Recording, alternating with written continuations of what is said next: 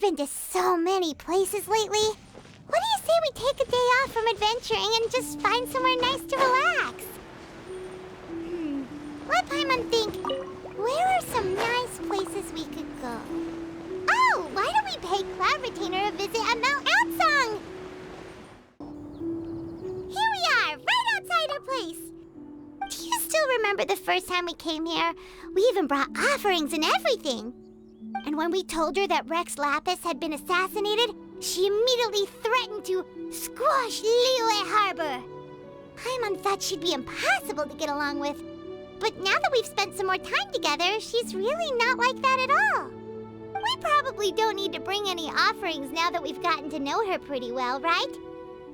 Still, Paimon's got some snacks around here somewhere, so if she really wants something, we can just use that. Huh? Traveler, did something catch your eye? Whoa, what a pretty lady! Is she also here to visit Cloud Retainer? Yeah, you're right. All it takes is one look and you can tell she's someone special. As expected of that bird lady, really. She must have a whole bunch of Adepti friends from all over the country. Okay, but if we're both friends of Cloud Retainer, then we're basically friends by association, right? Want to go up to her and say hello? Helping you make more connections is a part of Paimon's job as your reliable guide. Paimon's got this.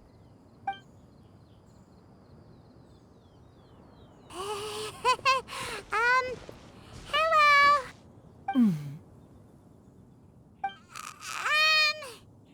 Paimon is Paimon, and this is the Traveler. Paimon doesn't think we've met, but we're also friends of Cloud Retainer. May we have the pleasure of learning your name, Madam Adeptus? You two... What is this tomfoolery? Has this shift in form so clouded your eyes that you no longer recognize one anymore? Wait, you're... Huh? You're the illuminated bird? But you look... human! How did that happen? Oh, donning human form is scarcely any test of one's abilities. As for your confusion, one merely had no reason to indulge such inclinations before. So, you're indulging now because? Well, one has made plans to pay a visit to some disciples at Liyue Harbor. Taking on a human form for such a trip is simply a way to make matters less conspicuous. You? Worrying about keeping a low profile? You're the one who likes to pop up out of nowhere all over the place. In fact, Paimon can think of several examples. Like last year, when you suddenly appeared on the top of a roof without any warning. Or...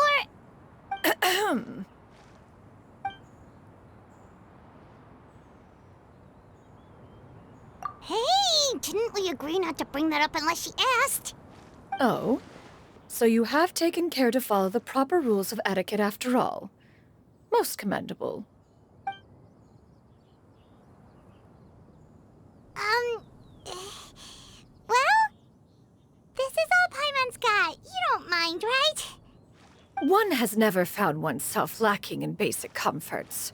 On the contrary, it is the gesture that one values above all else. So long as you've shown proper respect and consideration, the quantity or quality of the gift is but a trivial matter. That kinda makes Paimon feel a little guilty for trying to keep them for herself. Anyway, where were we before you reminded Paimon about the gifts? Ah, right. So by disciples, you must mean Ganyu and Shenhe. It's also been a while since we last saw them. Maybe we can come too. One planned to extend the invitation even if you had not raised the matter yourself. Shenhe and Ganyu should be quite pleased to see you again. However, one would first inquire as to the reason behind your visit here. You have cause to seek one's company? Yeah, we just found ourselves missing you and wanted to see how you were doing. We were hoping you'd tell us one of your stories. Who knew we'd run into your human form while we were at it? Is that so? If there are no urgent matters at hand, then let us make haste for Liyue Harbor.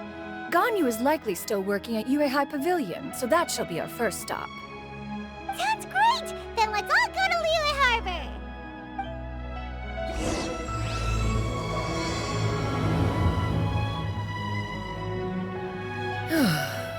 Ganyu has been quite busy with work as of late. One can count on one talon the number of times she returns to Mount Outsong each year.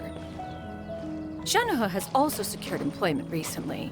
In her correspondence with me, she wrote that she shall have no need to return for the foreseeable future. Do they think one was so easily mollified? One shall investigate everything with one's own eyes and decide for oneself if their living conditions are satisfactory.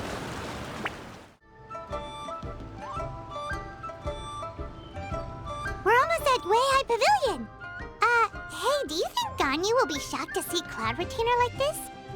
Guess we have no idea if Shenoha and Ganyu have ever seen her in this form before. Wait, where did she go? Why are you just standing there, Cloud Retainer? Quietly now. One shall stay here. You two can go and meet with her. But why? Isn't it better if we all go together? If one were to proudly proclaim one's presence, Ganyu would surely profess herself otherwise unoccupied and drop everything to attend to one's visit. One fears that would only result in her staying up all night to make up for lost time. One does not wish to trouble her. Conversing vicariously via you two shall suffice. Do remember to inquire as to her recent well-being. Again, do not mention one's presence here. Fair enough. Makes sense. All right, then, we'll just pass on your regards and... Cloud Retainer? Oh, busted. Is that lady someone you know, Miss Ganyu? She is indeed. I'm sorry, Huixin, but could we delay the upcoming meeting for a little bit? I believe my schedule today is quite full. Although, perhaps I could move some work to later in the evening. Oh, not to worry, Miss Ganyu. I'll make the necessary arrangements right away. Thank you, Huixin.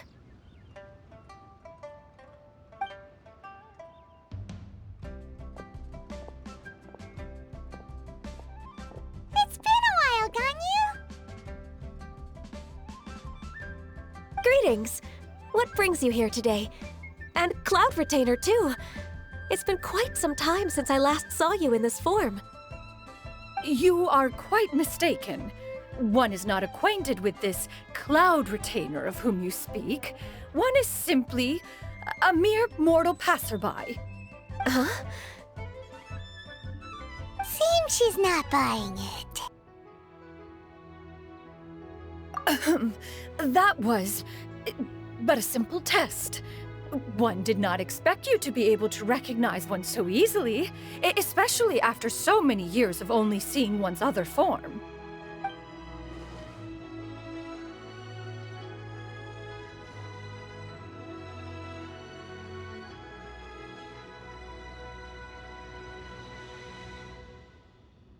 But recognizing you is, my responsibility as your disciple. An apt observation. One was simply passing by while attending to some important business. One thought it would only be fitting to pay you a visit while in the area. Wait, Paimon wasn't aware of any important... Cloud Retainer's right! We've still got something super important to do, so we can't stay here for too long today. Oh, is that so? But it's been so long since we last saw each other. One simply desired to see you and had no intention of interrupting your work. A quick conversation should suffice for today. A more involved reunion should wait until you find yourself less occupied. I understand. That should be fine. While one acknowledges the amount of work that you have to deal with every day, one must also remind you to rest. Though Adepti blood flows through your veins, excessive exhaustion will still cause grave harm to your body.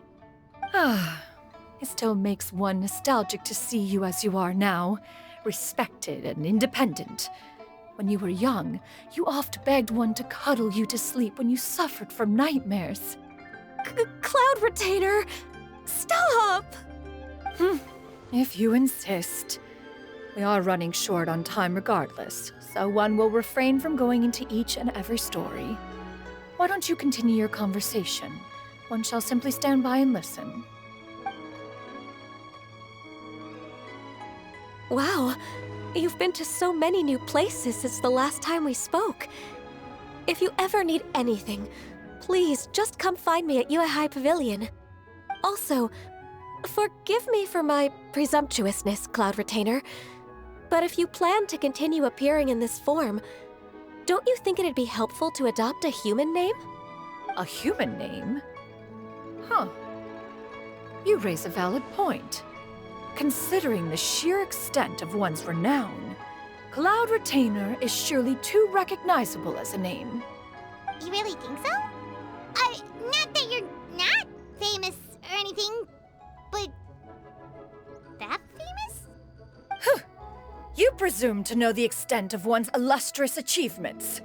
One would hardly think such a thing to be possible. Nevertheless, Ganyu's advice cannot be ignored. From this point on, when in public occasions, be sure to refer to one as Shenyun. Shenyun? I assume that's a reference to the full record of Pristine Pavilion. An adeptus of years past would rise with the clouds and rest with the moon. They were enlightened and wise, free and unfettered. The writer referenced Master's name to describe her carefree and spontaneous nature. Oh, that sounds super cool! Paimon feels like only the most powerful of Adepti could rise with the clouds and rest with the moon. Actually, those lines were originally written to describe Cloud Retainer herself. Huh? Wait, so you're really that powerful? And what of it? Did you truly take one to be nothing more than a bird of bigger than average size? Not exactly. To be fair, Cloud Retainer rarely speaks of her past accomplishments. The tales of her past can only be found in ancient texts. It is said that once, a long, long time ago, there was a severe drought in Liyue. Left with no choice, many people left their homes, while others spent day and night praying to the Adepti. Although I did not live through such tragedy, simply reading about it is enough to gain a visceral understanding of all the pain and desperation during that time. On top of the drought, a noxious gas also began to spread through the land. If not for Cloud Retainer's efforts, much of Liyue would be nothing more than a barren wasteland today. The books had this to say about what happened. Upon arrival, the Adeptus borrowed the wind to retain the clouds. Immediately, the clouds gathered together, and abundant rain burst forth from the heavens. Drought and plague were both driven away, and the people were saved. Wow, that's incredible! Mortal records add embellishments to dramatize past events. One did merely what one ought, and even if one had not interceded, the other Adepti would surely have stepped in to help. Even so, you stopped an entire drought! Can you really control the weather like the book said? Oh, Paimon suddenly has a lot more respect for you. So it was Paimon's bad for calling you Illuminated Bird before. You're not too mad, are you? How laughable. A name is but a simple label we carry with us on our journey through the world. Why would one be offended by such a trivial matter? That's a relief. In that case, Paimon will continue to call you whatever feels right in the moment. Well, that is quite enough ancient history for now. Ganyu, have you had word from Shenhe? One has heard that she procured a job recently. Have you any thoughts on her workplace? And what, pray tell, of her monthly remuneration? Moreover, does she find herself overly inundated with work? Is she allowed time off during Lantern Rite? That is a lot of questions. There is no cause for concern, Cloud Retainer. I introduced Shenhe to her employer personally. Wanmin Restaurant's business has been booming recently. So, with Chef Mao being swamped with customers, and Xiangling still off and out in search of new recipes, I introduced Shenhe to staff the restaurant. I see. Most excellent indeed. One has had the pleasure of being introduced to that family. Xiangling is kind and astute, while her father is loyal and reliable. One has no cause to believe that they will make Shenhe's work difficult. Now, it is almost time to partake in the victuals of noon. One shall visit Wanmin Restaurant in person and see how Shenhe is doing. Huh? But didn't you just say that you had something important to do? Can that wait until after we've eaten? You may return to your work, Ganyu. One shall see to this matter on one's own. There will be many an occasion to dine together in the future. One is certain the opportunity shall present itself most readily. Of course, Cloud Retainer. Please take care. Traveler, Paimon, I'll see you some other time. See you around, Ganyu! Paimon was pretty quick on the uptake there, don't you think? As soon as you mentioned important business to attend to, Paimon realized that you were just looking to cut the conversation short and not take too much of Ganyu's time. Is Paimon right? No, in fact, it was not an excuse. One is indeed visiting Liyue Harbor for an important purpose. Wait, for real? The moment is not yet upon us. Still, the truth will be revealed to you in time. Huh. She really seems to be playing up the whole mysterious Adeptus thing right now. Is it because we just heard that cool story about her powers?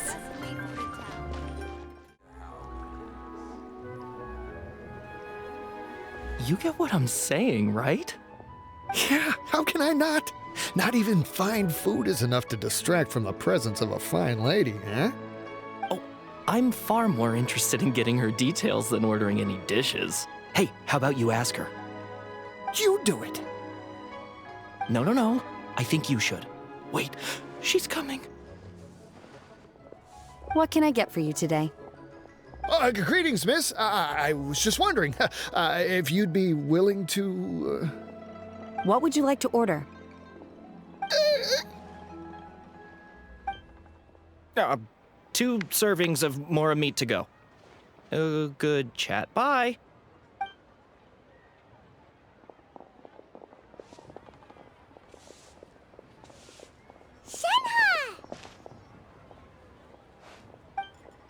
Welcome. It's been a while. May I take your order? Don't welcome us as guests and greet us as old friends in the same line. It's weird. Mm-hmm. Oh, and this is? This is Miss Xinyun. Master? Huh? One does not recall ever revealing this form to you before. How were you able to ascertain one's true identity with such ease?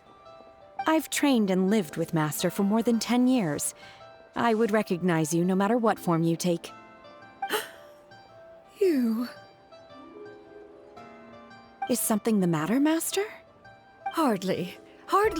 One simply learned of your employment from your letter and came to check on your well-being. And check out the great food, too! Indeed. It's almost lunchtime. My apologies. I'm still on the clock and can't talk for very long. Well, if it isn't the Traveler and Paimon. Are you here for Shenhe? The lunch rush isn't in yet, Shenhe. So I've got things covered for now. Go ahead, sit down and enjoy some time with your friends. I'll let you know if things pick up. Thank you, Chef Mao.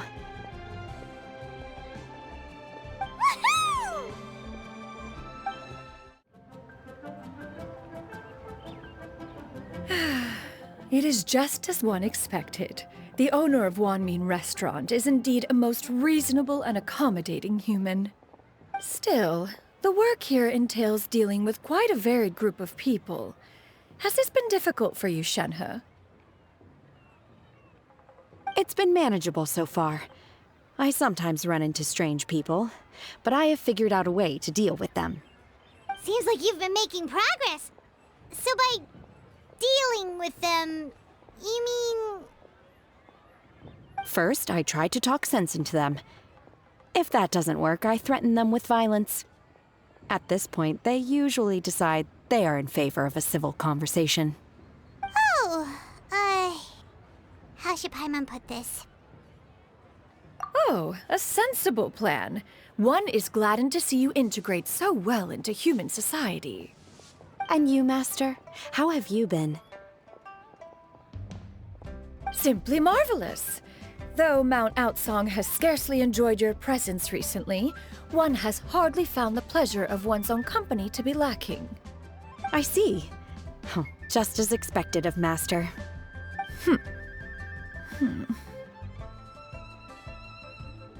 I have missed Master quite a bit too.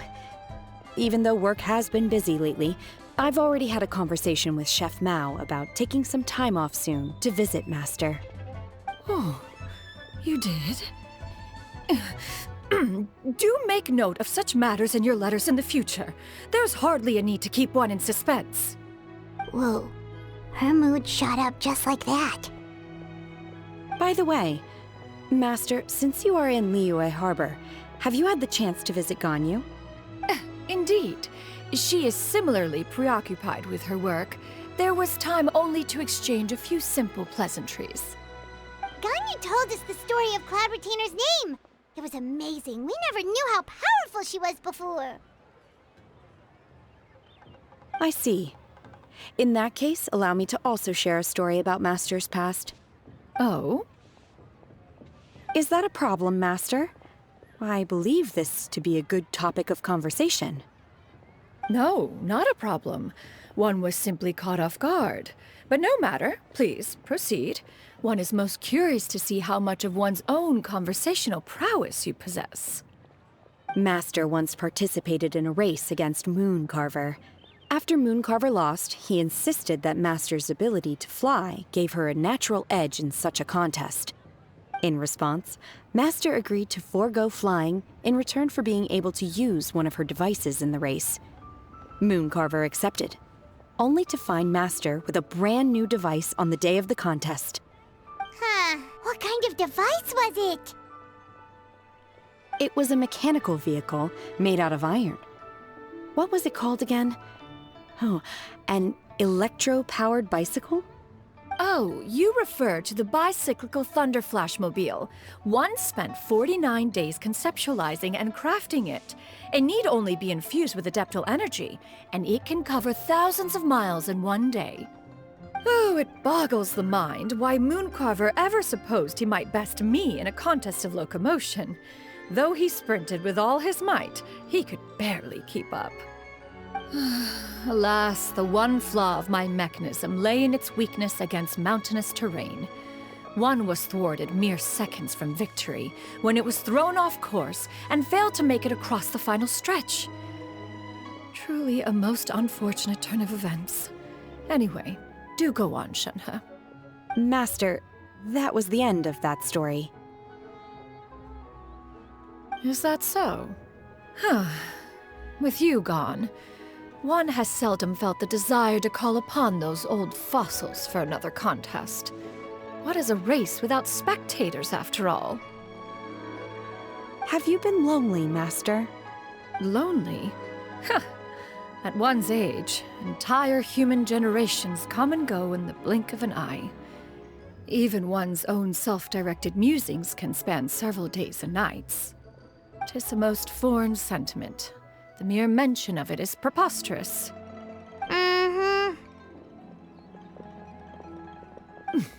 What is the reason for that look upon your face? It's nothing. It's just... Well, Paimon gained a lot of respect for you after listening to that story of you summoning the rain and everything. But all it took was a few words out of your mouth and it's like you're back to being that illuminated bird again. Paimon's just a little bit confused. Which one of the two is the real Cloud Retainer? To me, they are both, Master.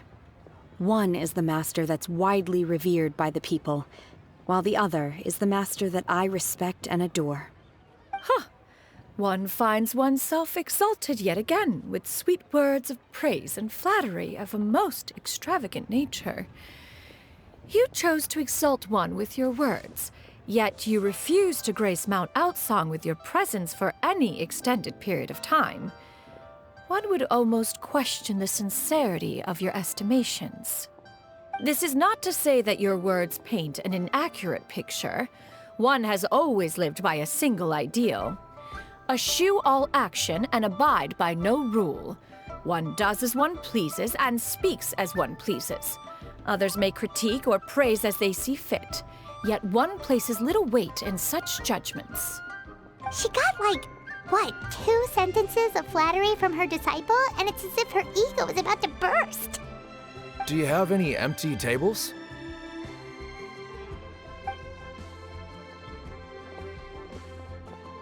Hey there, could we get another fish stew?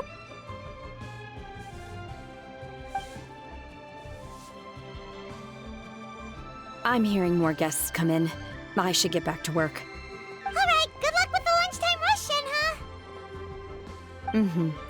I'll try my best.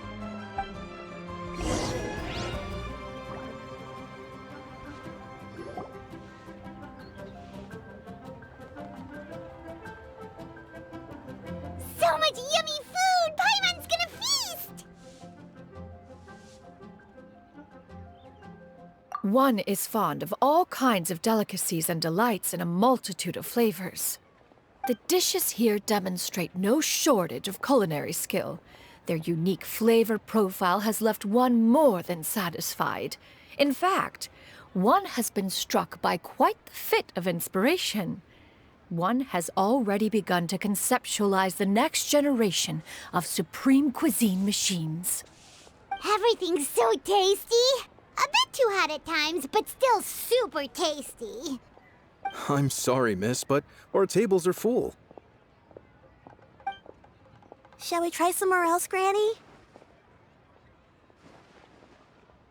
But it smells so delightful. Can we really not eat here? My poor legs can't go on for much longer. Well, you could always check with some of the other guests and see if anyone's happy to share a table. Okay, I'll ask around.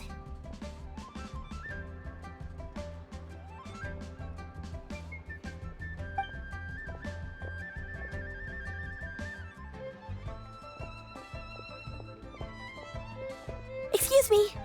Would you mind letting us share a table with you? There are no empty tables left, so... Ah, well, Paimon doesn't mind. What about you guys?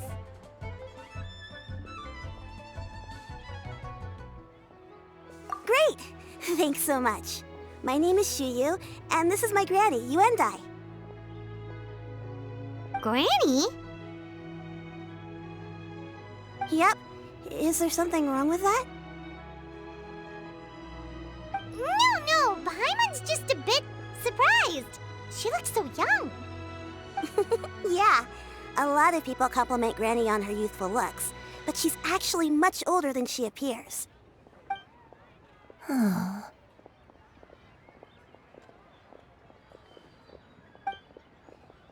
Granny, why don't you take a seat? Come on, it's not polite to stare. Huh. Have we met before? No.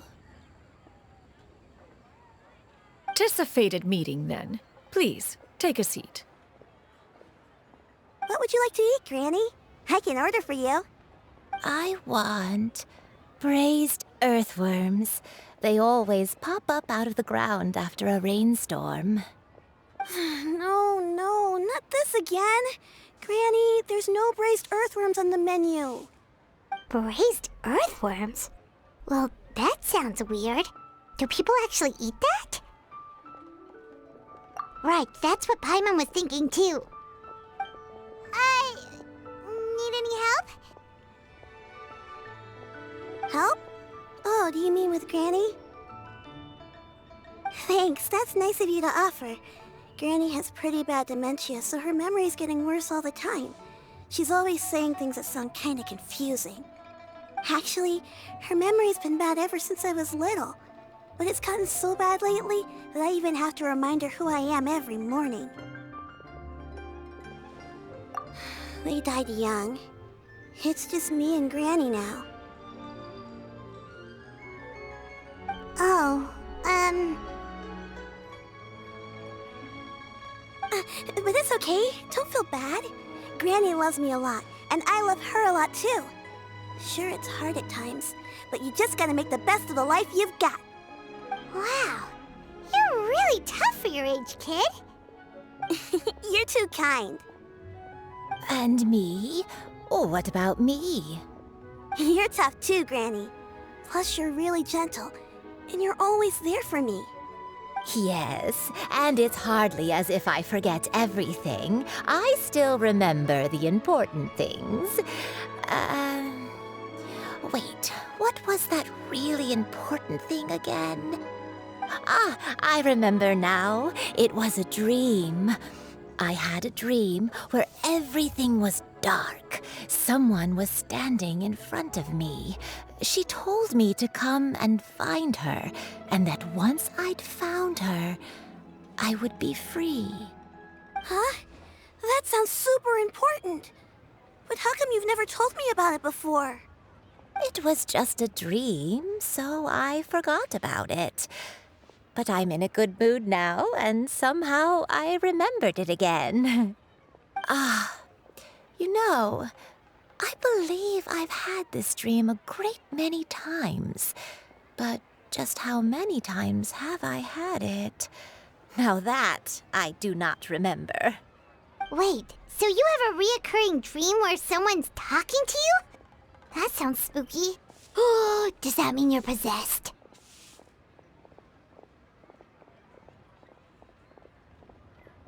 Unlikely. Her eyes are clear and her breathing remains calm and level. One sees no signs of possession. Are you sure? Who do you take me for? Is one not an adept? Am I not an expert? Huh, you're right. Paimon almost forgot you're the expert. In that case, do you still remember what the person in your dreams looked like, Granny? Not anymore.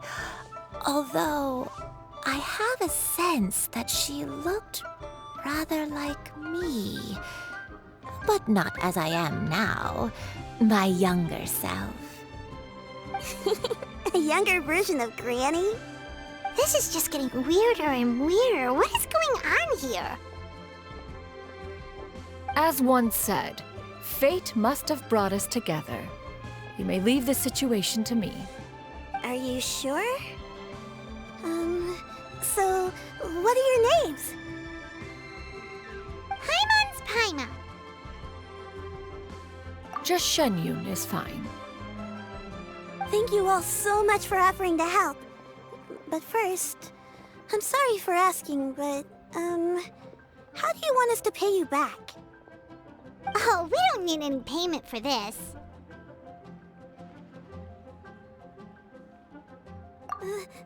Thank you so much.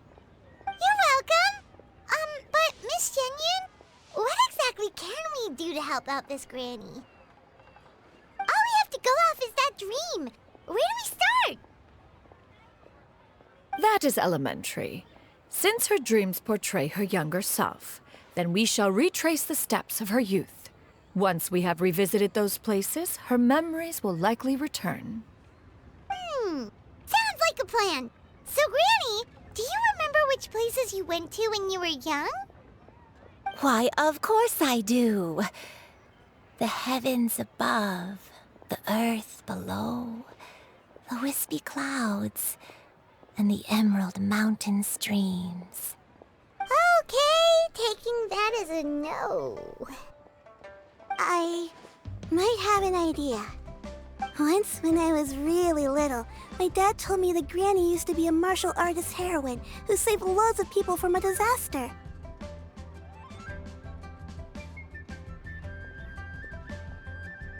If it's true, then maybe they wrote about it in the history books or something. A martial arts heroine?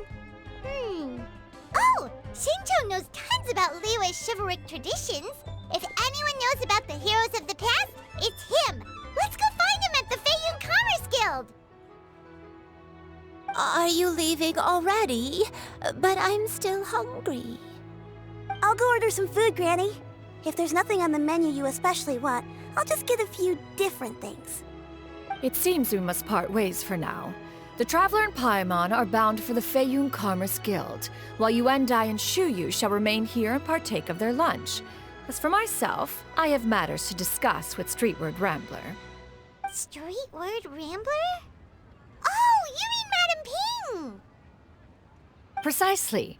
Let us meet at Yujing Terrace once you are ready.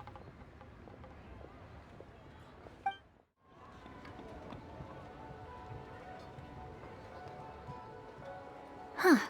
It's you two. What brings you here? Xingqiu! Great, we found you! We wanted to ask you about something.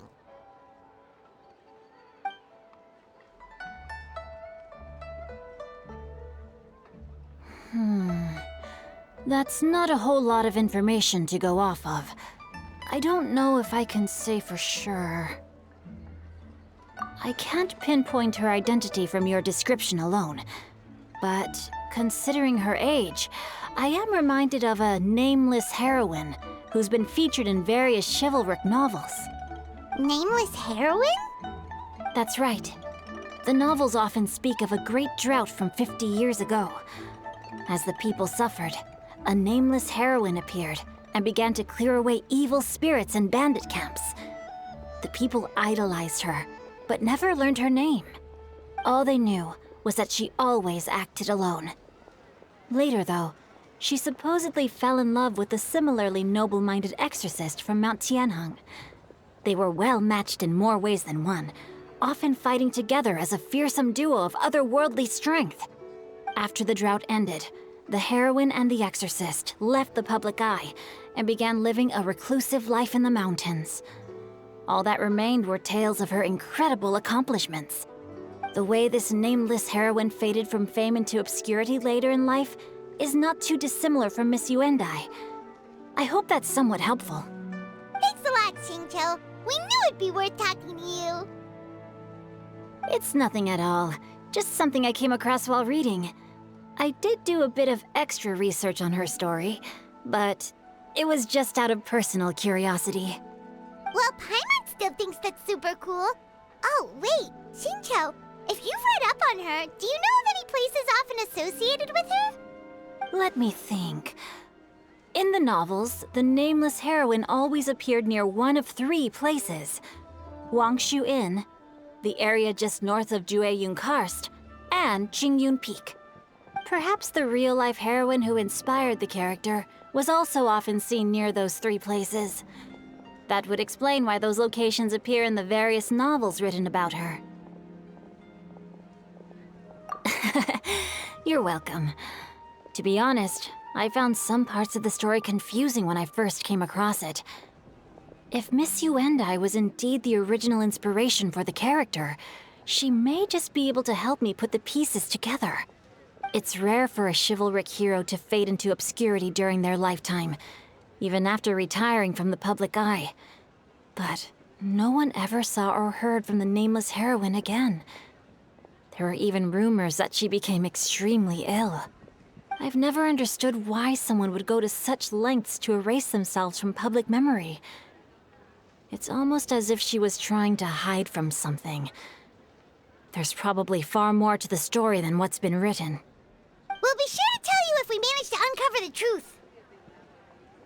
That's a deal. Perhaps, behind the truth of it all, there lies a story more fantastical than any work of fiction.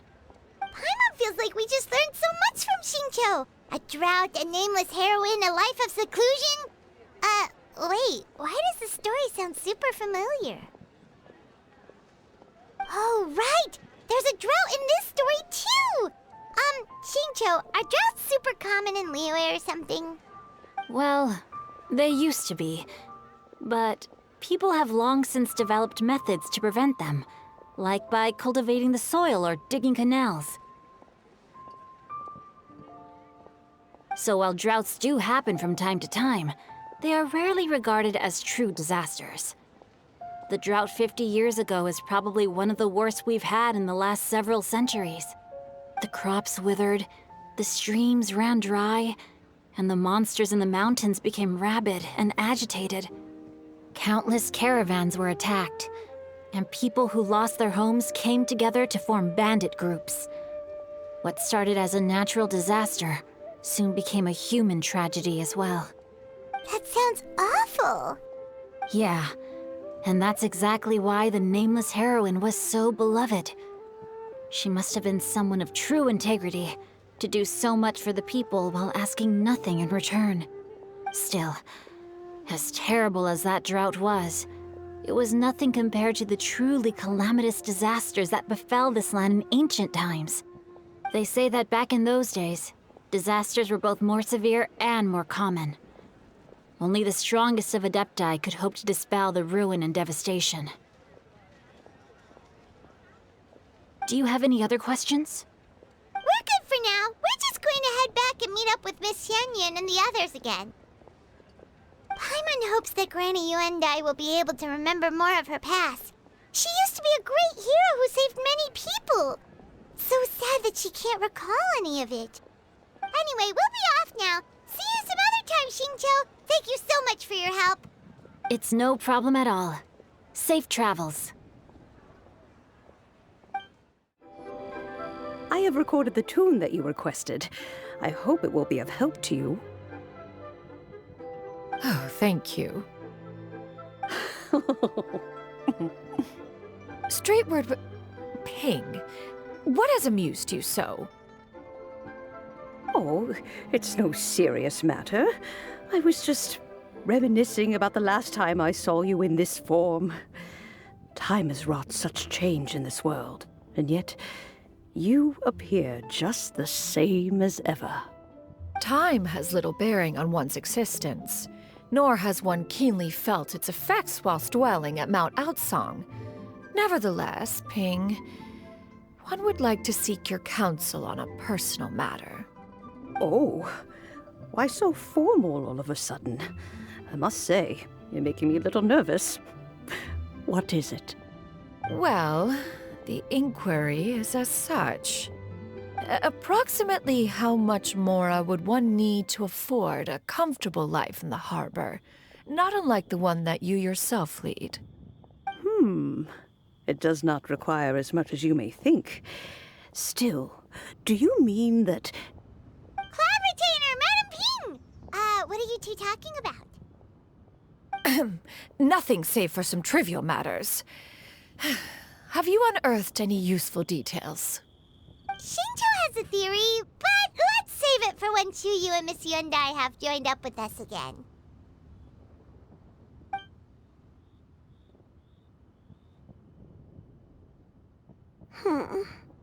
Do not be troubled, young lady. Here, have some tea. Thank you so much. What do you think, Chuyu? Does it match up with what you know of your granny? According to the story, the nameless heroine eventually fell in love with an exorcist from Mount Tianheng. Maybe that's my grandpa. I don't have many memories of him, but there was this one time I found a box in our attic full of a bunch of weird sigils. I think so too. Granny might remember something once she's returned to a familiar place. What marvelous tea. I can taste the dew's sweetness in this cup. It's as if I was taking a stroll in the mountains, thoroughly one with nature and at peace. Is that so? Then please drink as much as you like. There's no need to hurry. At our age, it's always nice to slow down and take the time to appreciate pleasant conversation among friends. Thank you.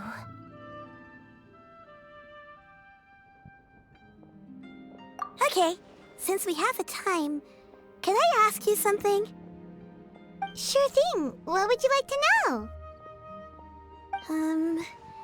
I have a secret I want to tell you. Let's go talk over there. What's wrong, Shiryu? Well, I've been kind of meaning to ask ever since we started talking in the restaurant. But are you guys all adepti in disguise? Oh! About that.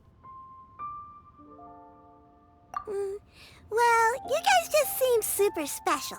Plus, I think I might have heard Miss Shen Yun call herself an adeptus. Oh, must have been a slip of the tongue. Shen Yun, since you were the one who, misspoke, maybe you can explain to Shiryu here what you really meant by that. One is indeed an adeptus. Is that of some concern to you? Huh? I knew it. Well, one time when I was a little kid, I saw a pure white illuminated crane. I had this super high fever, and Granny wasn't around. I was feeling all icky and gross. But then this snowy white crane flew down from the sky. She put me on her back and flew me to her cool Adeptus house and fed me some sort of magic potion. When I woke up, I was already back in my bed and my fever was gone. I really wanted to thank her, but I was too sleepy to stay awake, so I never got the chance. So I just kind of wanted to ask if maybe any of you have ever met an Adeptus like that? A pure white illuminated crane? The only two we've ever met are blue and white and black and brown. Have you ever met one that's pure white, Cloud Retainer? Never has one met an adeptus with such features. One surmises such a description is but a hyperbolic embellishment that oft results from narrative accounts. That's weird. Was it really just a dream then? Well, even if it was just in my head, it doesn't matter that much anyway. All I really want is to help Granny recover her memories. I'm really grateful for all your help. Leave it to us! Now that we know the 3 locations, we just need to visit them one by one. Let's go to Wangshu Inn first. Okay, I'll go get Granny.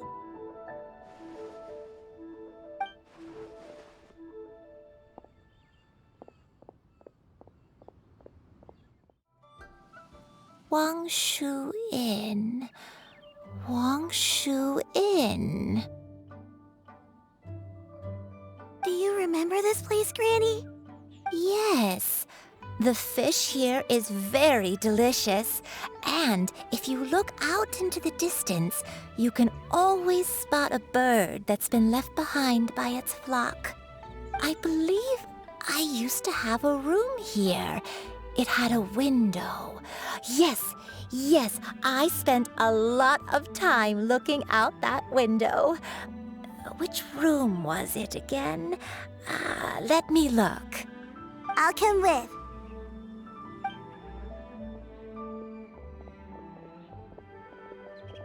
Paimon's still having some trouble understanding what she's talking about, but if she's so familiar with this place, that must mean she lived here, right?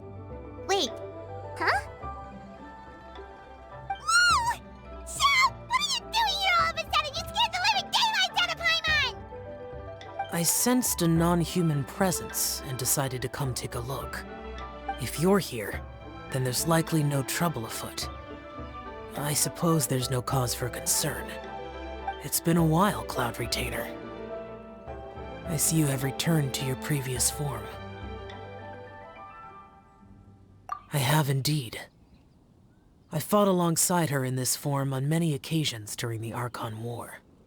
Oh, wow! What was she like during the war?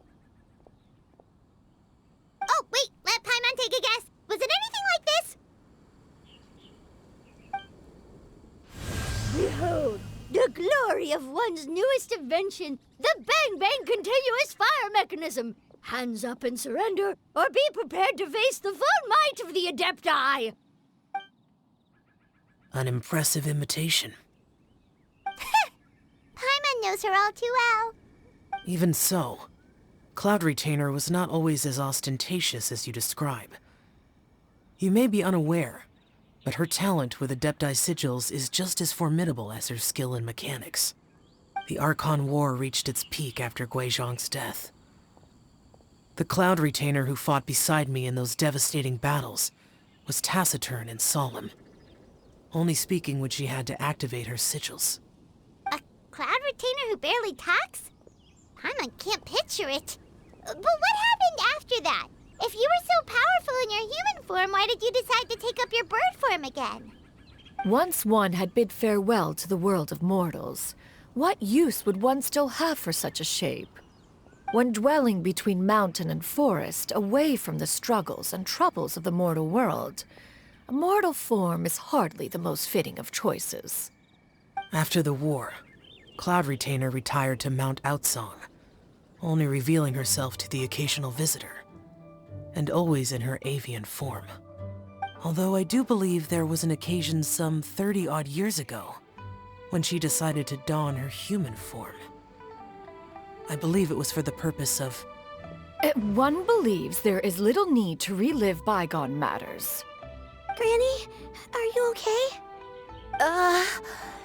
Back then, at this place, Perhaps this conversation should end here.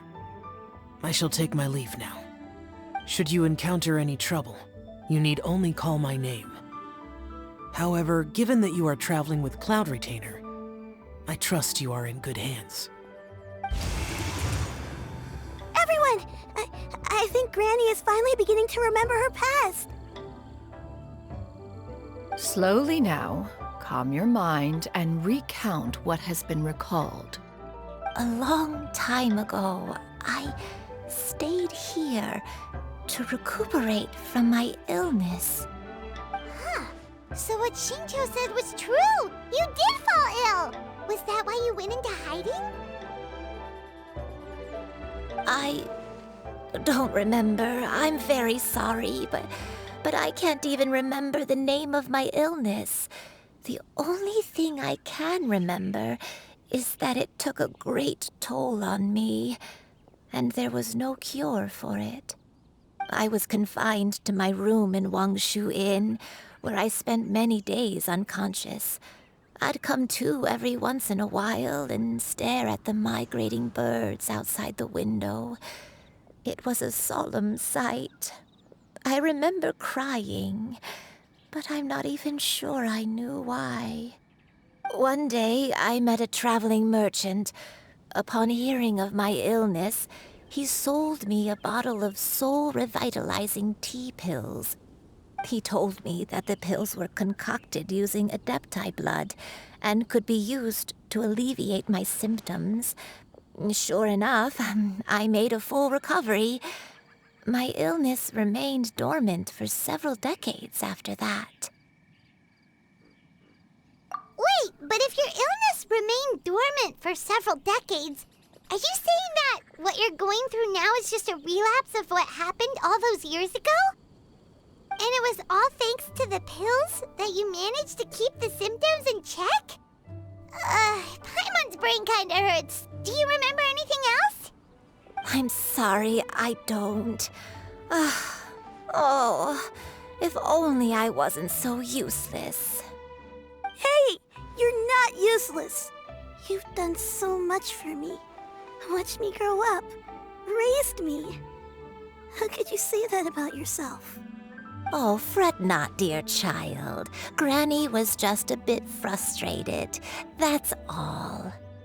The recovery of a person's memories is a gradual process. Finding pieces of one's past is always superior to not finding anything at all. Let us make haste to the next location. Next location. Next location. Oh, why don't we go to the area north of Dwayun Karst next? There isn't really a landmark there, so where should we start? Oh, Paimon's got it. Let's check out the houses in the area first. After all, if she was there for any length of time, then she would have stayed somewhere, right? Oh, Paimon's really got her thinking cap on today. At this rate, we'll recover all of Granny Wendai's memories in no time.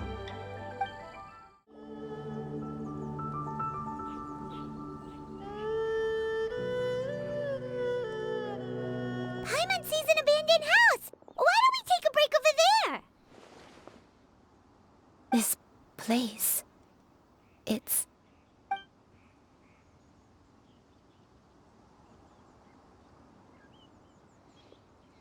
Did you remember something, Granny? I remember. Shuyu, this is where your father was born. It was a moonless night. I had been injured, so your grandpa was supporting me. We fled together with some being in the fog behind us in hot pursuit.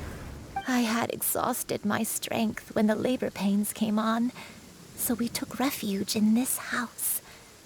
Your grandpa set up a barrier outside, but neither of us knew if it could hold the monsters back. I remember that night.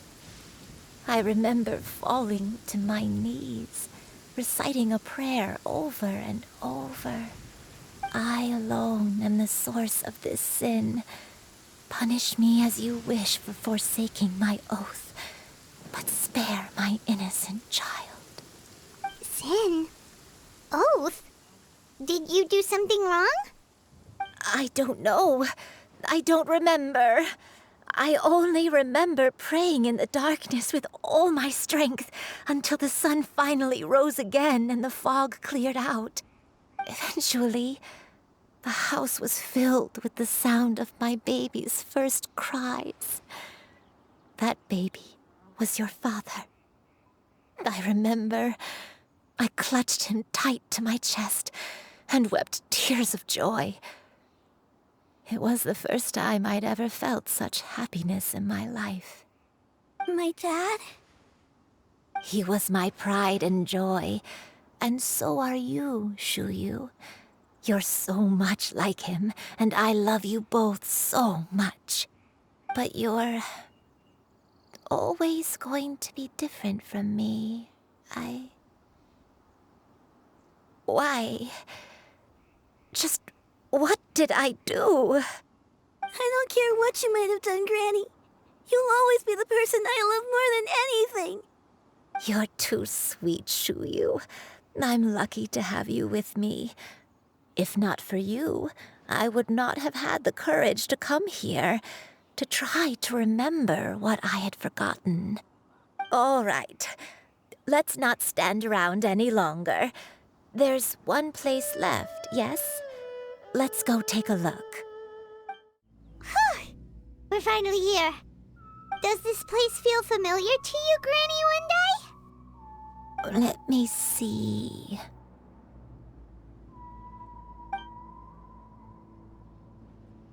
How strange.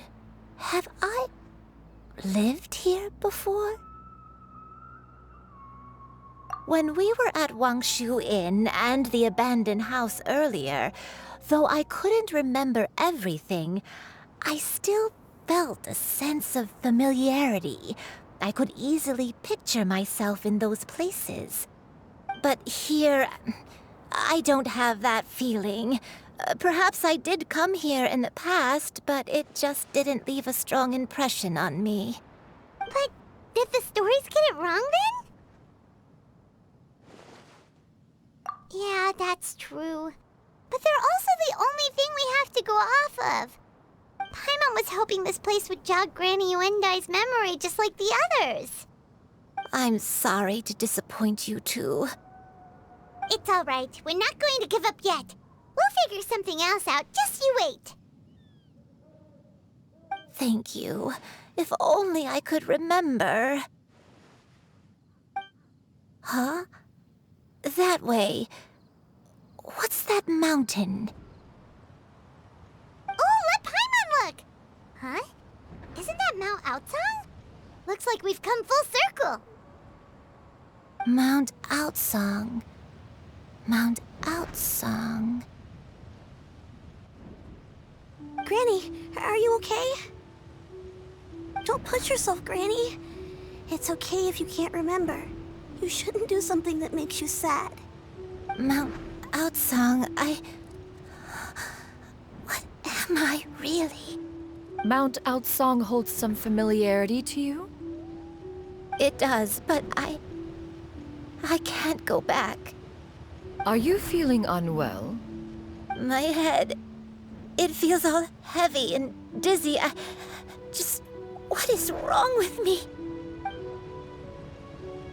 Cloud, Miss Xianyun, is there anything you can do? Let us go to Mount Outsong. But...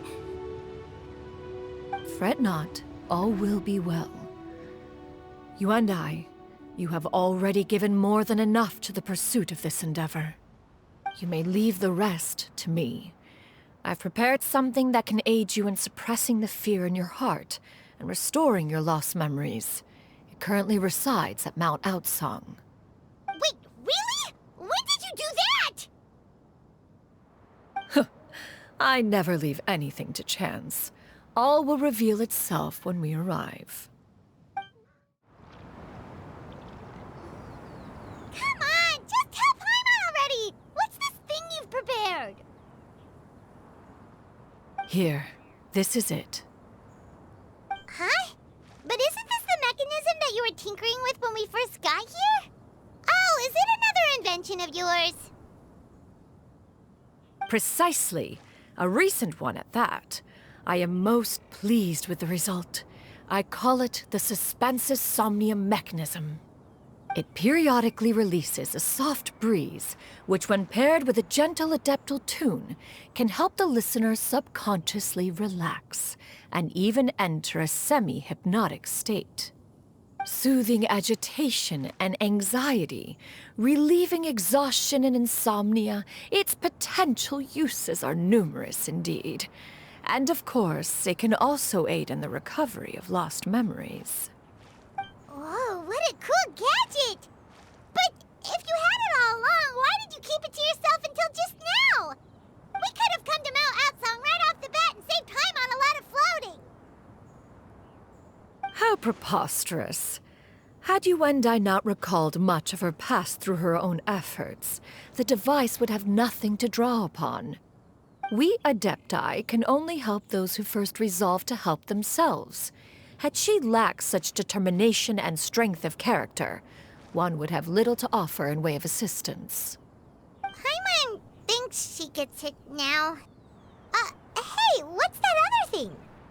As previously mentioned, a gentle adeptal tune is required to take full advantage of the mechanism. One secured such a tune from Streetward Rambler. Only with her melodies can the mechanism reach its peak power. Whoa, Paimon can feel what you mean. Paimon's body feels light as a feather. It's as if she's lying down on a warm patch of grass after a super satisfying meal. And you and I, is the mechanism helping you to relax? It appears she has already succumbed to the depths of reverie. Come, join one on this side. We shall give her some time to herself.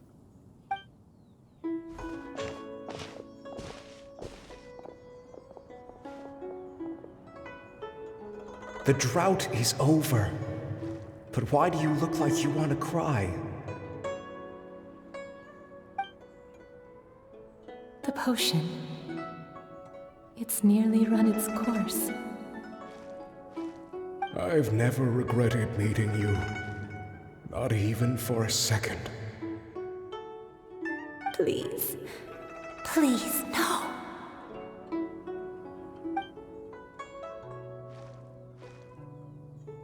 Have you forgotten? This is the world you left behind. One of gentle breeze and morning dew, perfectly straddled betwixt the realms of heaven and earth. This is your home. This is where you belong. You should have never left. The you of the past, the me from not that long ago, we should have never.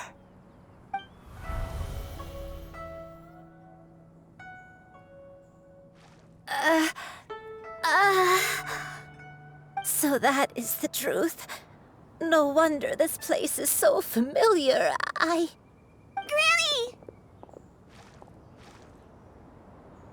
Granny, are you okay? Cloud Retainer. Your memories have returned? Wait, did you just call her by her full name? Does that mean you already knew each other? Yes. I now remember everything. Everything. Granny, please don't cry. I'm here. I'm here. Oh, don't worry, my dear child. Granny is fine. I'm so sorry, everyone. You've gone to so much trouble on my behalf. It's all come back to me now. The most important thing that I had forgotten was the truth of what I once was. One can sense the guilt that now plagues your conscience. Reclaiming a truth long buried is sure to come with a myriad of complex emotions.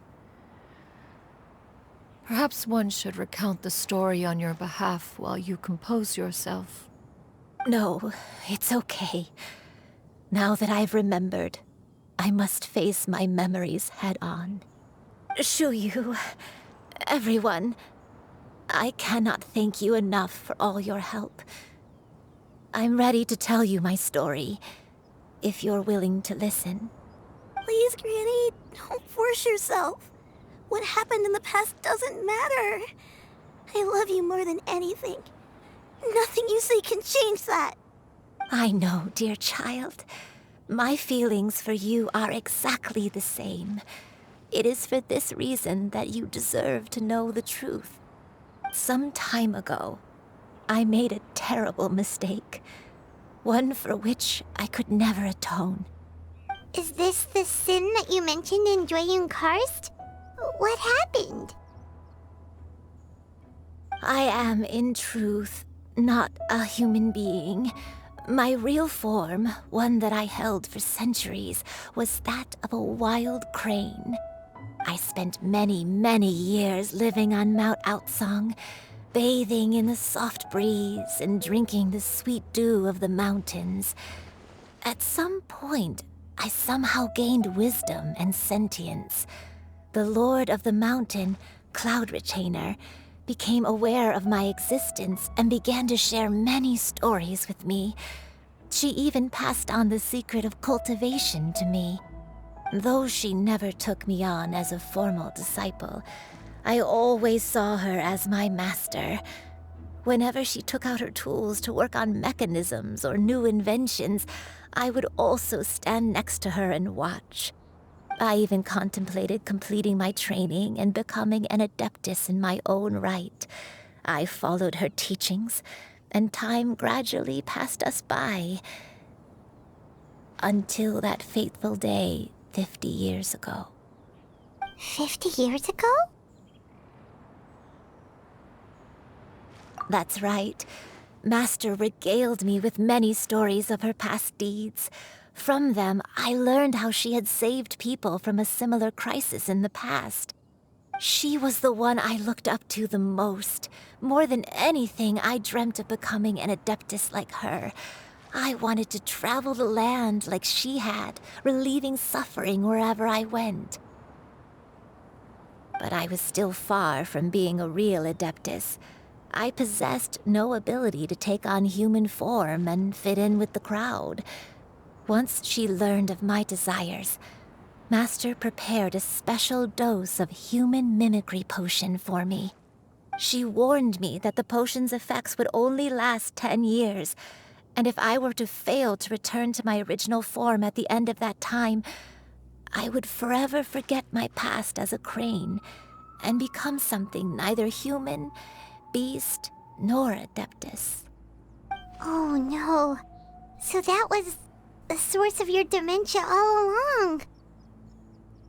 Was it because of Grandpa? Indeed, I fell in love. Though he was human, he had spent his entire life training on Mount Tianheng.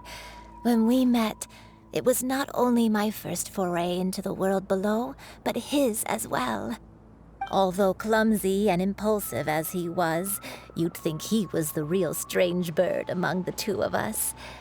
But still, just like me, he cared deeply about the world and wanted, more than anything, to cleanse it of all pain and suffering. I could not help but fall for him. But my time continued to tick away. Those 10 years passed by in a flash. Yet I did not want to leave his side, so I... Oh no, what happened next? I committed an offense. I wanted to stay with him, even if it meant living a life full of pain and suffering, even if it meant that I would eventually turn into a monstrosity. I knew I had betrayed Master's hopes, but I was too ashamed to face her. So I wrote her a long letter instead and asked someone to leave it outside her abode.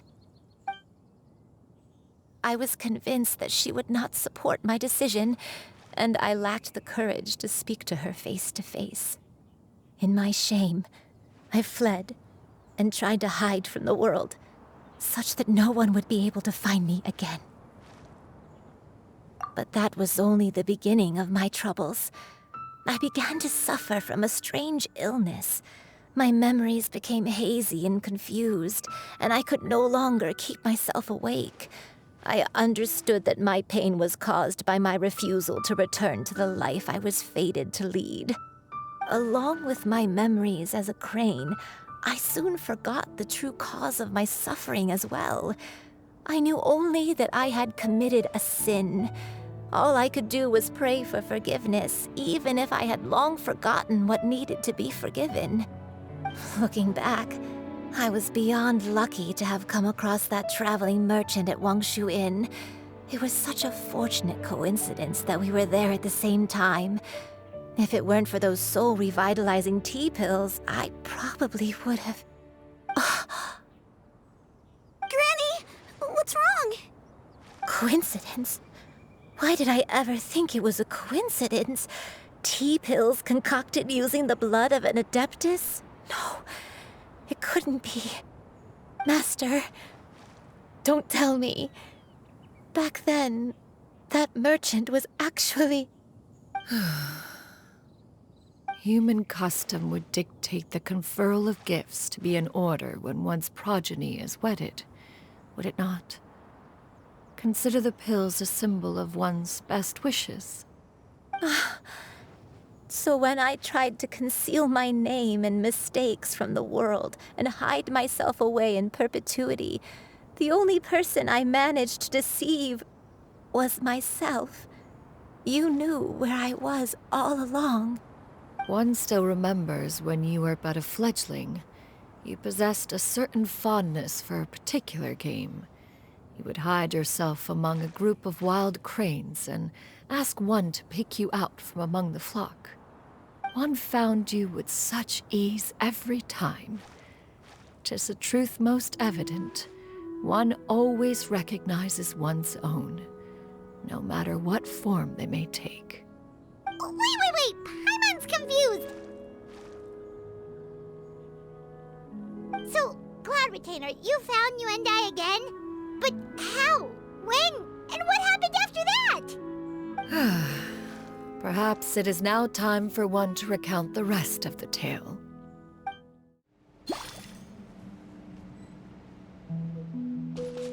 One was furious upon receiving your letter. Seized with anger, one set out to bring you to your senses.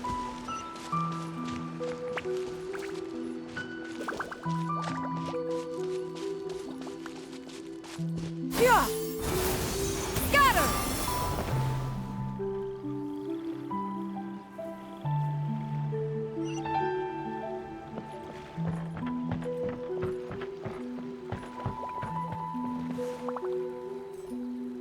In truth, one had more than a few misgivings about your chosen partner. As an exorcist, his talent was lacking. One could hardly say his skill with sigils was any better. But soon, one came to appreciate the devotion he bestowed upon you during your illness. He never uttered a complaint and rarely left your side. Unwilling to begrudge someone of such character, one decided to overlook his aforementioned deficiencies, glaring though they may have been. Wishing to grant you a life without regrets, one gathered many divine ingredients and used one's own blood to create a form of medicine. Though imperfect, it managed to suppress the more dire effects of your illness. As for how to deliver the medicine, after much contemplation, one eventually decided to perform the deed oneself. One took great care to alter one's features and select the appropriate attire. Only after meticulous scrutiny did one finally set out for Wangshu Inn. As one expected, you were most ignorant of one's true identity. You showed not even the slightest inkling of recognition. One was quite torn. Should one have celebrated the success of one's disguise, or mourn the loss of your acquaintance?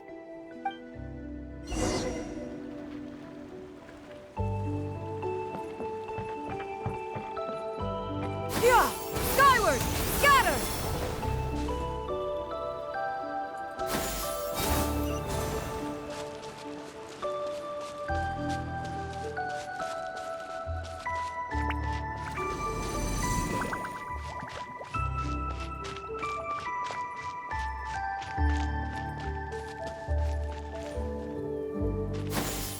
Nevertheless, one would speak to you about another matter, if you are amenable.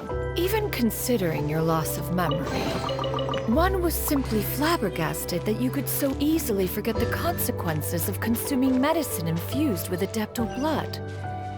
Its proclivity to attract monsters is hardly that complicated of a concept to remember. To think that you tried to travel while weak from sickness and heavy with child. Had one not intervened to clear the fog, all of you would have been lost during the night. Those monsters would hardly have pursued you with such ferocity without sufficient incentive. They were likely incited by the presence of godly remains. Said godly remains, in turn, were likely drawn to the trace of one scent on your body. One was, after all, an active participant in the Archon War. Some of the gods were likely shattered by contraptions of one's very making. In the end, one was relieved to see you endure through the night. At the break of dawn, one heard an infant's cry pierce through the air, and one saw you carefully cradle the child to your chest. Although certain mortal matters remain foreign to me, one could not help but be moved by your joy. To see you happy, that was more than enough.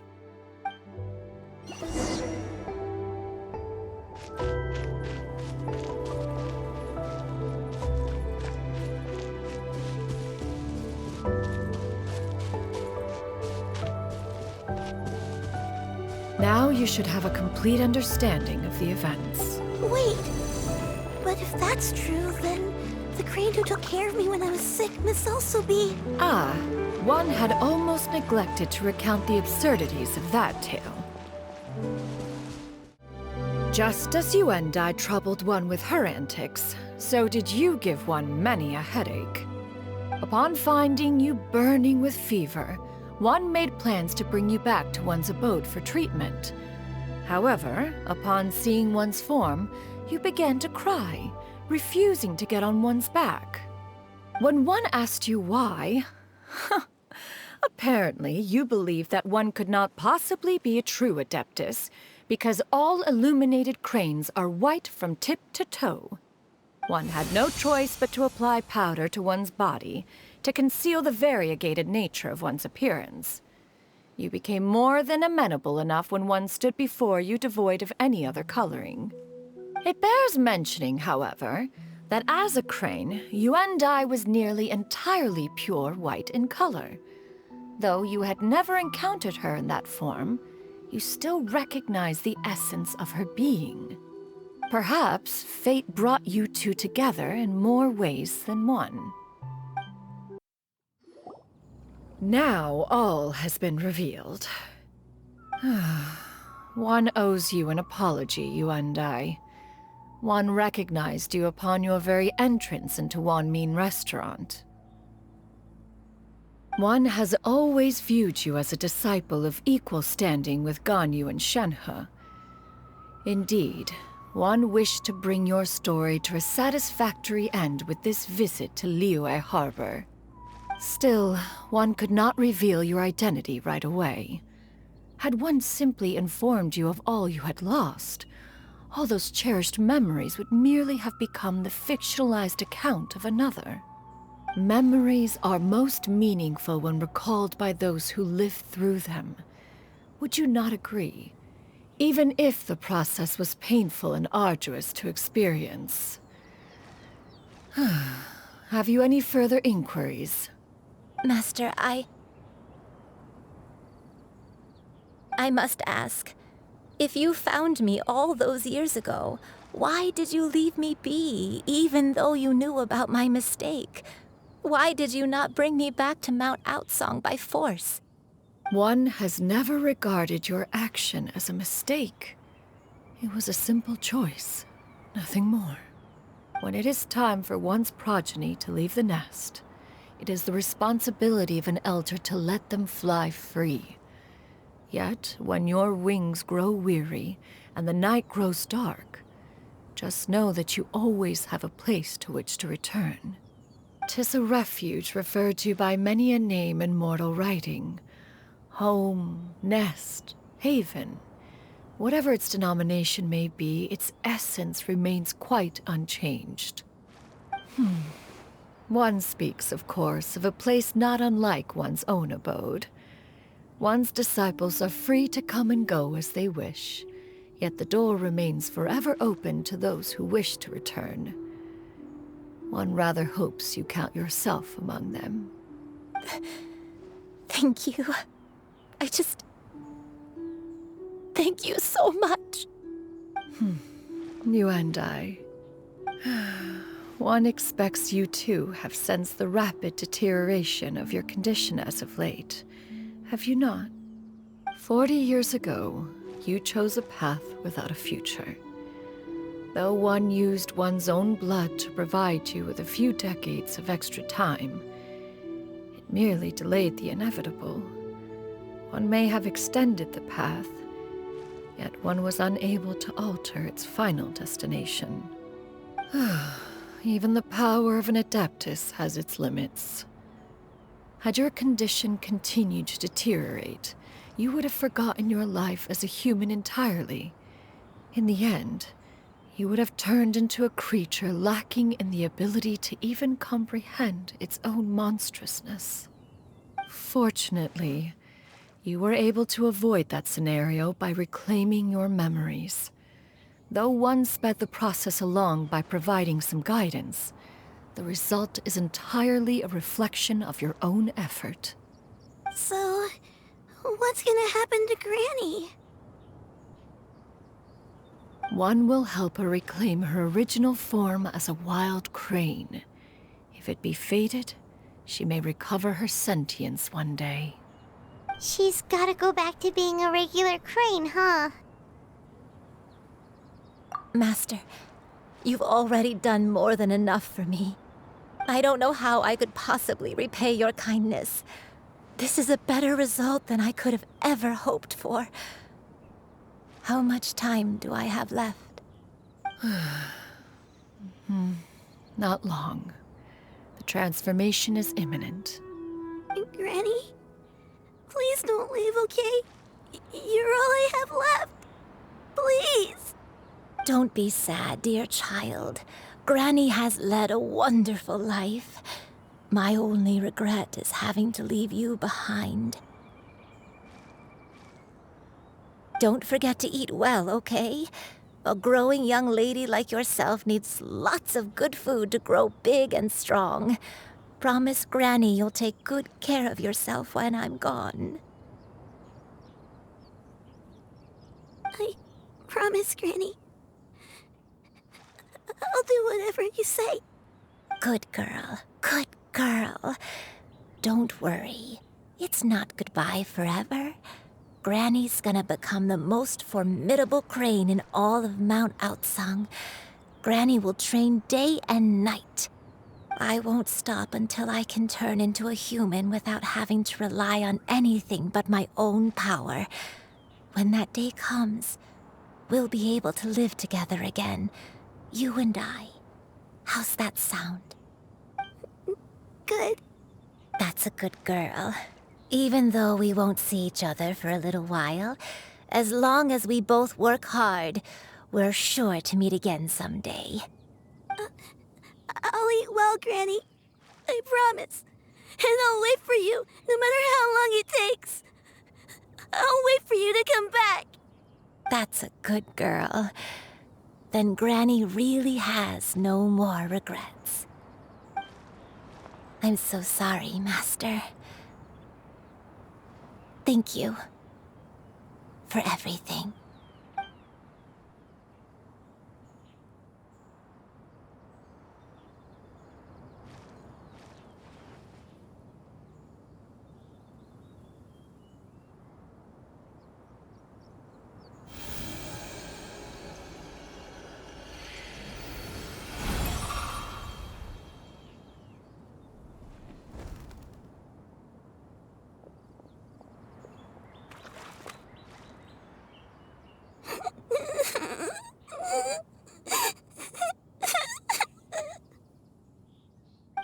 You.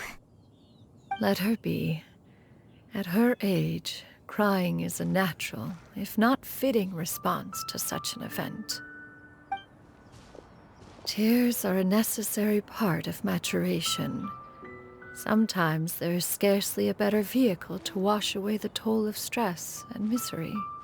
Now that the issue has been resolved, you should also take a moment to relax. Give yourself some time to rest. Take a nap if you must. One will wake you in due time.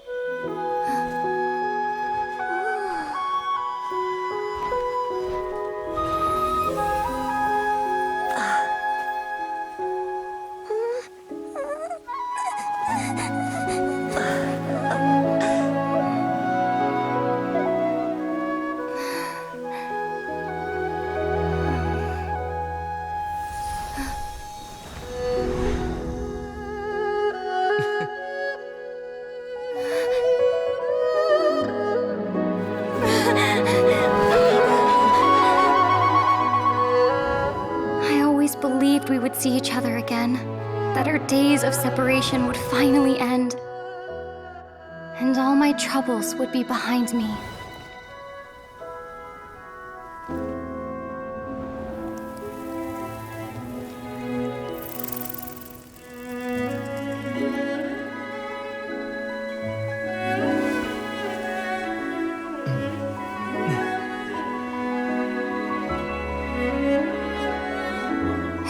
Things could stay this way forever.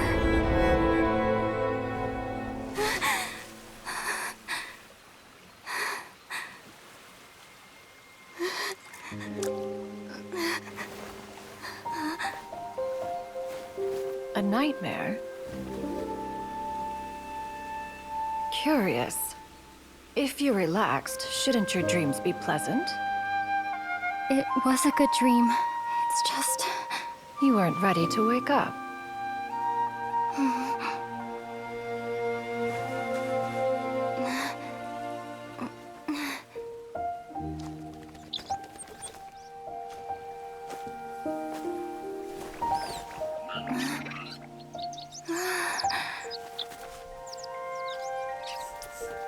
eloquent as one may be, words of comfort are not one's strong suit.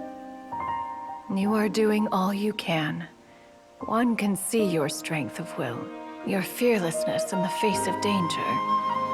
And so, whatever your dream may be, one believes that you shall achieve it.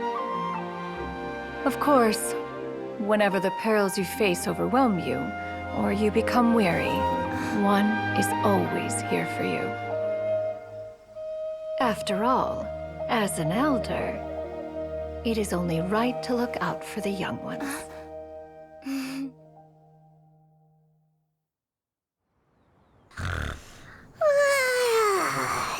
Grilled chicken drumsticks. Huh?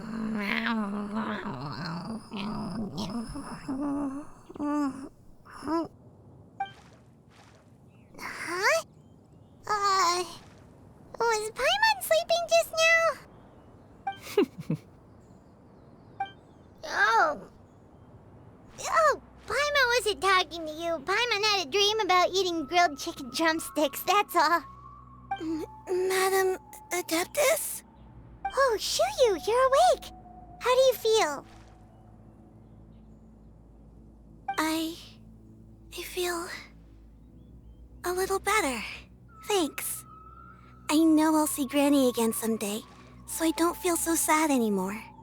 Madam Adeptus, could I ask you something? Would you take me in as a disciple? Oh, and have you reasons for this sudden interest? I know Granny thought what she did back then was wrong. She felt really bad about it. But without that mistake, I would have never been born. Even though Granny lost her memories, she never forgot to show me how much she loved me. So, I thought maybe one day I could become a cool Adeptus like you and help a whole bunch of people, just like Granny wanted to do. Upon some reflection, one supposes you are no mere mortal. The fact that Yuendai's blood flows through your veins is proof enough of that. If this is what you desire, one shall make it so. Thank you so much, Madam Adeptus. No, I mean, Master. Shuyu, are you sure about this? Paimon's gonna let you in on a little secret. We've seen Cloud Retainer's 2 other disciples, and they pretty much eat nothing but bitter herbs like Chinchin and violet grass.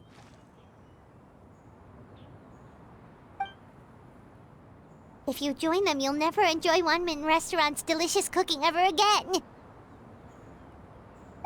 How utterly preposterous. One has never enforced such a rule. Every individual must find their own path to enlightenment. So long as one retains a pureness of spirit, one's dietary proclivities are quite irrelevant. Well, you say that, but Paimon's not seeing any tasty treats up here now, is she? Although Mount Outsong is rich in natural beauty, its location does preclude access to certain finer mortal comforts. That is precisely why one plans to relocate to Liyue Harbor. Shuyu shall have the honor of becoming one's first disciple in the human world. Whoa! You're leaving Mount Outsong? One has never concerned oneself with the location of one's residence. From the very beginning, one has sought only solace and peace. Yet in the end, all of one's disciples ended up in Liyue Harbor. Ganyu, Shenhe, Yuendai, they all chose a life among the mortal world. One has reflected on this fact for many years now. One can only assume that it is due to some failing on one's part as an elder or master. A failing, perhaps, of recognizing what it was they truly wanted. One is most curious as to what aspect of Liyue Harbor could have enticed them to remain there. One could hardly offer an opinion on the matter, but perhaps some time in the harbor will prove instructive. Why are you all so silent? Paimon is...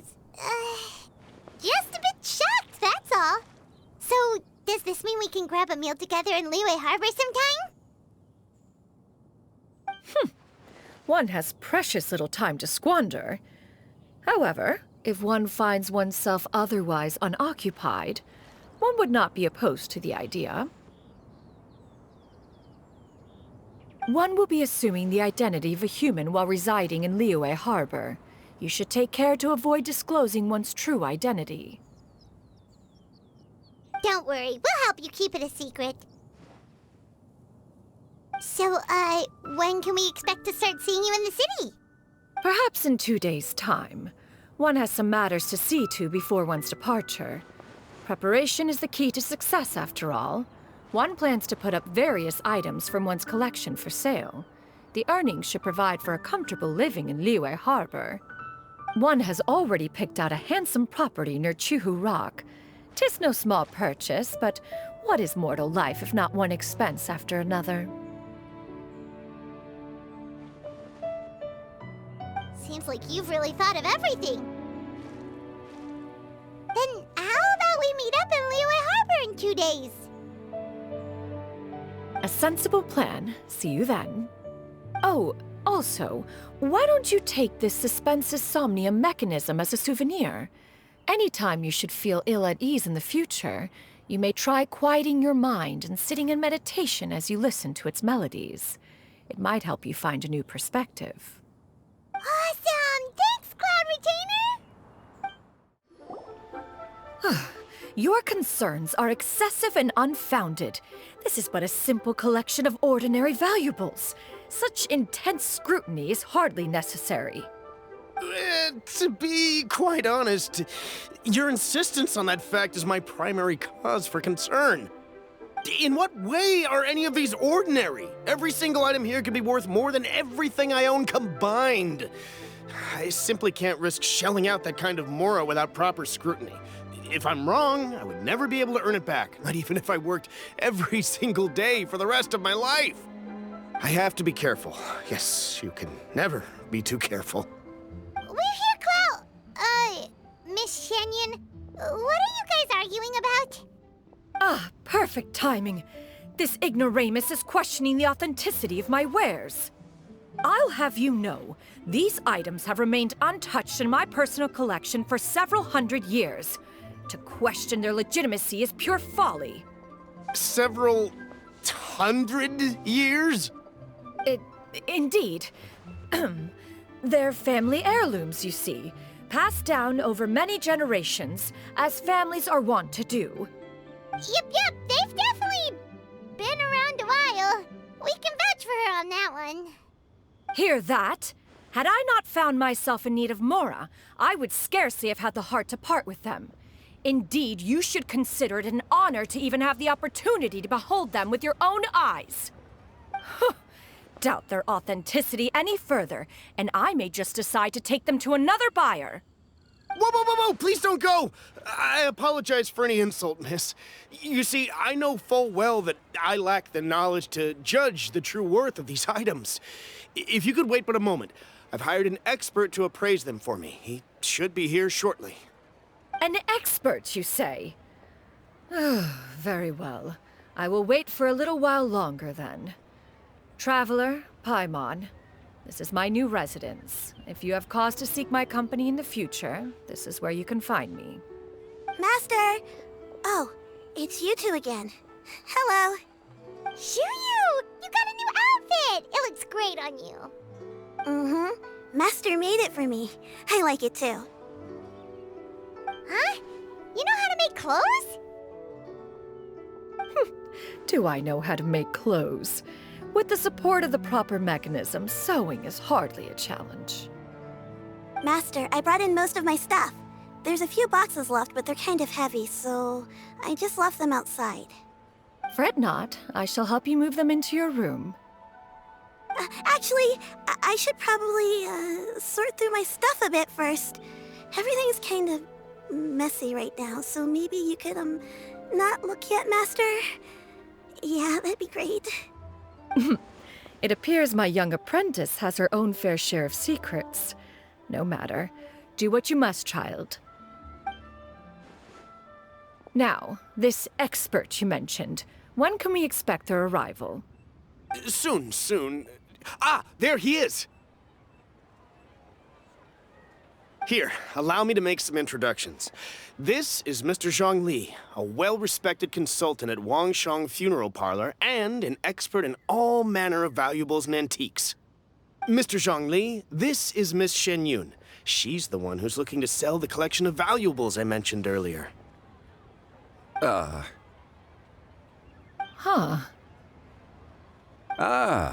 If it isn't Miss Shenyun. It has been quite some time since our last meeting. What a serendipitous reunion. Indeed, most serendipitous. Have you been faring well as of late, Mr. Zhongli? Quite well, thank you. I was fortunate enough over the past few days to enjoy both a stroll in the mountains and a fresh brew of tea from the most recent harvest. The experiences left me with such insight and peace. Huh. So you two are already acquainted? Indeed. How fortunate we are that fate has brought us together again. If you are otherwise unaware, allow me to inform you that Miss Shenyun is a well-regarded collector and appraiser. She is well-versed in all fields, and oft-celebrated for her impeccable taste. You stand to gain much from this opportunity. You are too kind, Mr. Zhongli. True collectors pride themselves on their wealth of knowledge and eye for detail. I can say without a doubt that you are foremost in that regard. Why, you flatter me, Miss Shenyun. It would seem that you are as self-effacing as ever. Not at all, Mr. Zhongli. Not at all. While I am loath to butt into this conversation, I must ask, you two already knew each other, and you seem to have quite a cordial relationship. Can I be certain that you're not working together to swindle me? I mean, you never know. Huh! A preposterous accusation. The heavens themselves would collapse before we would conspire to do such a thing. Miss Shenyun speaks the truth. Contracts are built on honesty and trust. If that proves to be beyond your capabilities in this instance, this transaction may be taken elsewhere. Say no more. Let us depart. I jest. What fool would still harbor doubts after Mr. Zhongli himself has vouched for the goods? Miss Shenyun, wait!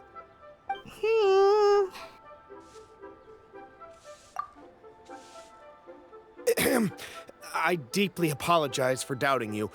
So, Mr. Zhongli, could you please give me a final verdict on the value of these items? There is no cause for concern. They are indeed rare and precious valuables. Take this mechanism, for instance. Though one may not immediately perceive its purpose, its structure and appearance are exquisite enough to merit it a place in any fine home. The same can be said for this one here. Few could hope to possess an item that so perfectly blends mechanical wonder with geometric grace. I am sure you have heard from your travels that the study of mechanisms is among the most wondrous arts in this world. With that in mind, I earnestly recommend procuring every last item in this collection. All right. Since I hired you as my consultant, Mr. Zhongli, I shall, of course, trust your good opinion. Then, in that case, Miss Shenyun, I'll take the lot.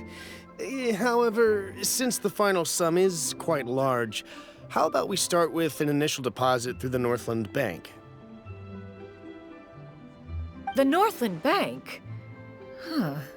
Oh, you refer to the fiduciary house. Oh, very well. I fear people only use the term bank nowadays. In that case, I'll be off for now. I'll return to collect the goods once you've received the funds.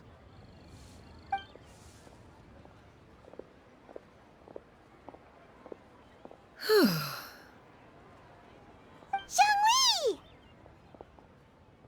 My friends, have you been doing well?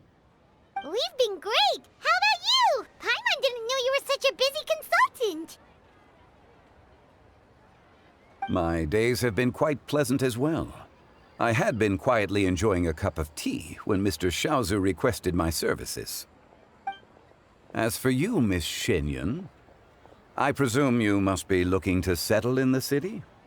I must say, the name Shenyun sounds exceedingly strange coming from you. Perhaps you could dispense of that particular epithet in further conversation. Whatever for. Am I not addressing you as a friend should? Well, that is true, but... Alas, refer to me however you will. After all, a name exists such that others may address you with it. One is hardly ignorant of that fact. It would seem that you have gained many valuable insights over the years, Cloud Retainer. One has indeed. One's previous days were all brief.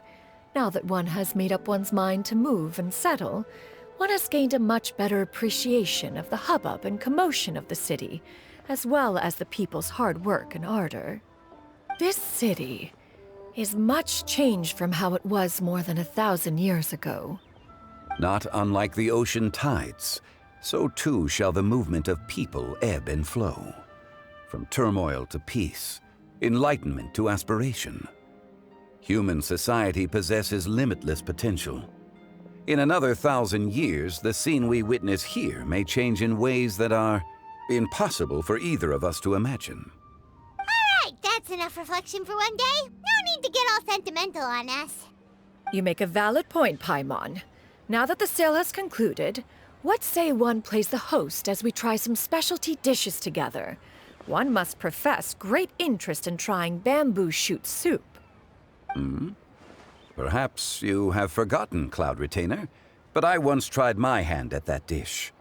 You were at the table on that occasion, so logic dictates that you should have already tried it. Oh? What occasion was this?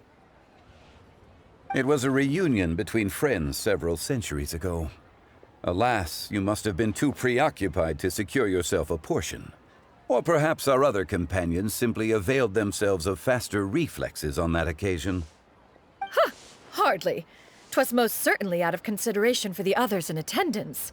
In but a moment, one will show you what it means to have a true deftness of hand. It is settled then. Bamboo shoot soup, mora meat, crab roe tofu, triple-layered consommé. We shall enjoy the lot. One has already passed word to Shenhe and Ganyu to make a reservation. It is prime time for them to meet one's newest disciple. Is that agreeable to everyone?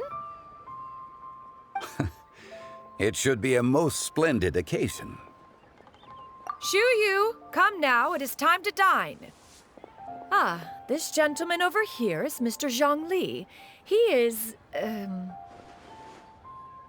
humble employee of Wangsheng Funeral Parlor. Pleased to make your acquaintance. Nice to meet you too, Mr. Zhengli. That should be everyone, right? Let's go!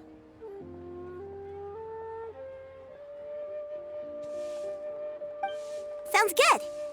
Actually, Master, have you ever tried Adeptus' temptation?